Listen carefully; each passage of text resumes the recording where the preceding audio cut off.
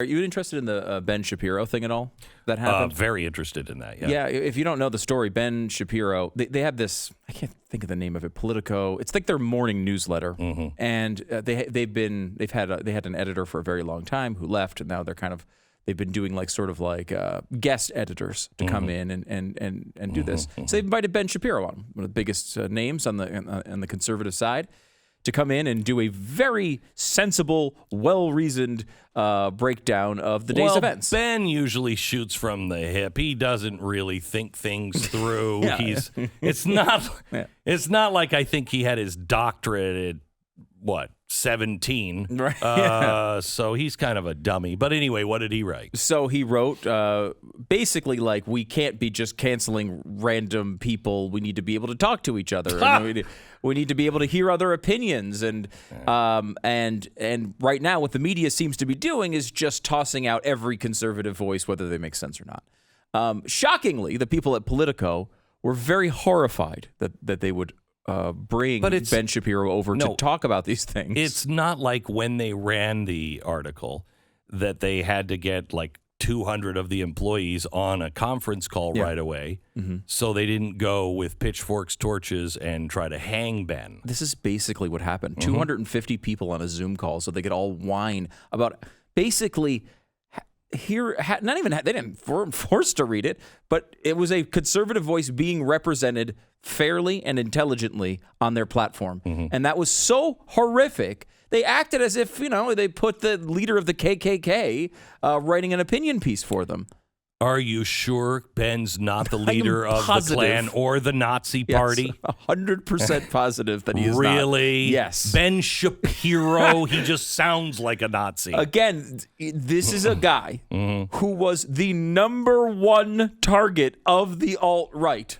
The number one, all of the other journalists, all the left-wing journalists, no one was targeted more than Ben Shapiro.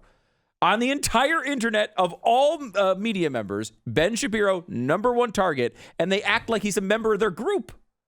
It's freaking insanity. Does the alt-right know that he hates Jews? I'm pretty sure Ben Shapiro does not hate Jews. I'm relatively convinced of that.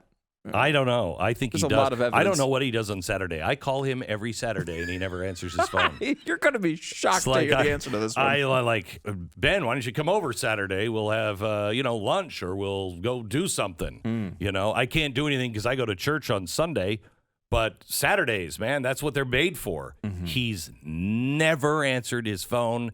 I never see him out. He's in a secret Klan meeting. He's not responsive on Saturdays at It's all. a weird What does that thing. tell you? Doesn't like Jews.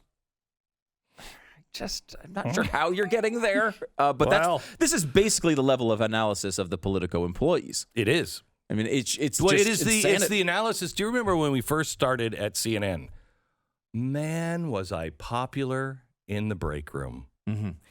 Elevators were joyous. Every time you get in an elevator with Glenn, what a fun experience that was. Yeah, and nobody would ride the elevator with me. And I would be like, please ride the elevator with me, please. Because every time the elevator doors opened, it's like they saw the devil. And you could almost hear a gasp. Everybody would be talking and laughing, and the elevator doors would open up, and it would be full of CNN employees, and they'd all go, and then no one would talk until I got off the elevator. Remember that? It was weird. I really wanted to dress up in a red leotard and put horns on my head, and then when the elevators opened up, I'd just go,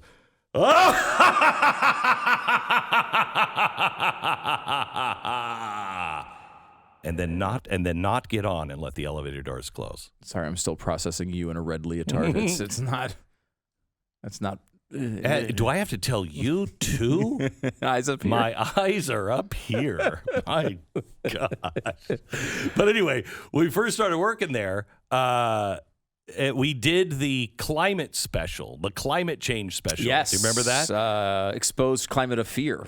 Climate of Fear. And it was on CNN, wasn't it? No, it was on CNN Headline News, but we filmed it on CNN's The Big Set. Do you remember that? Their big news set. Okay, yeah. And it had gone through all of the hoops, all of everything.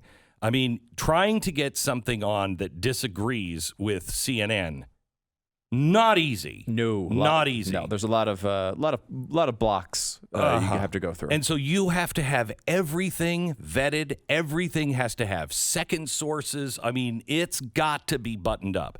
So we did it, and we weren't denying climate change. We were talking about what do we do about it.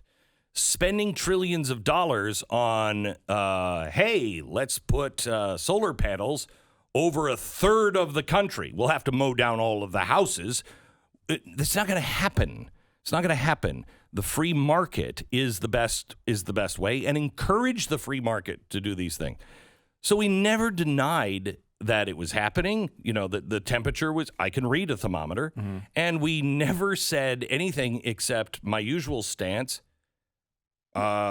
We should probably all pay attention to this. And yeah, I mean, we said, look, this is not a catastrophe, an ongoing catastrophe. We need to be sensible in how we deal with these issues if they exist. Correct. And make sure that we don't ruin our country to try to solve something that may or may not be as it's kind of dramatic like, as they're saying. Hey, you know what we should do, huh? We should close down every business in the state until we get past COVID. We might have to close it for 2 years. Yeah, that's stupid. Okay, Governor Cuomo, thank you.